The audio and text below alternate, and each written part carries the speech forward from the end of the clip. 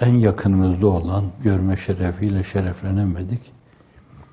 Ama hayatı seniyelerine yetiştik, çağın insanı. Çağın delisi denebilir. Bir yönüyle çağda sahabi ruhunu esasen temsil eden, gerçek dirilişin mesajlarını sunan, gerçek bir basubaden mevt israfili olan, o insan onu bile kendi derinlikleriyle bildiğimizi söyleyemem ben, sizi bilmem ben söyleyemem. Ama her şeye rağmen bu umum teveccüh karşısında bazen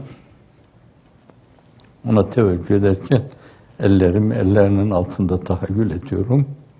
Onun duasının yanında, onun teveccühünün yanında, onun sana yönelmesi yanında. Öyle etrafında kuyruk sallayan bir mahluk gibi benimkini de Allah'ım, benimkini de